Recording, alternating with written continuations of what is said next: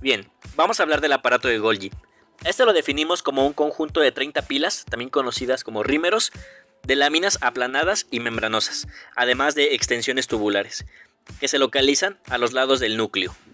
Se caracteriza por presentar una superficie convexa, denominada cara cis o red cis, que está en relación al retículo endoplasmático rugoso, y además una superficie cóncava, denominada cara trans o red trans, que apunta hacia la periferia de la célula, es decir, hacia la membrana celular.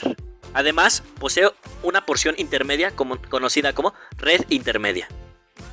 A este organelo le llegan las vesículas cargadas de proteínas desde el retículo endoplasmático rugoso, y de este organelo se desprenden las vesículas de secreción y organelos como los lisosomas.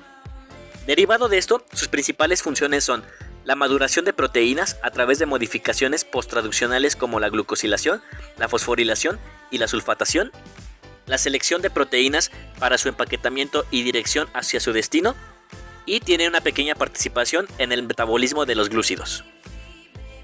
De ahí que, junto al retículo endoplasmático rugoso, es común encontrar al aparato de Golgi en células secretoras como las que se mencionaron en el apartado del retículo endoplasmático rugoso.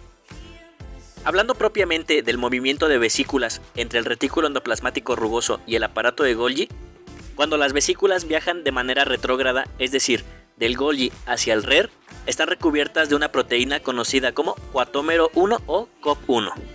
Esto aplica generalmente para proteínas que tienen algún error en su estructura.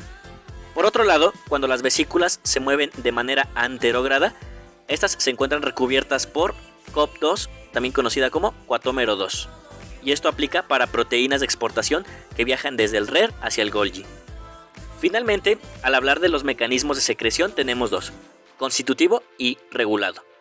El mecanismo de secreción constitutivo es continuo y no requiere estímulo externo.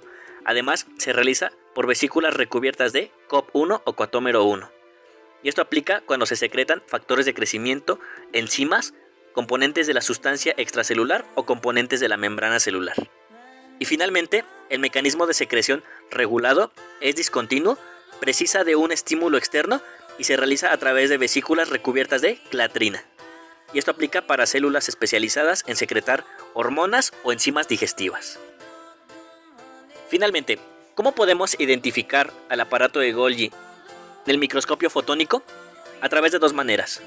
Por un lado, en preparados teñidos con metales como el tetraóxido de osmio o el dafano, podemos identificar al aparato de Golgi como un entramado que se encuentra en la célula. En cuanto a otras tinciones, lo vamos a poder identificar como zonas de tinción negativa, es decir, zonas del citoplasma que no se tiñen. Esto nos sugiere la presencia del aparato de Golgi.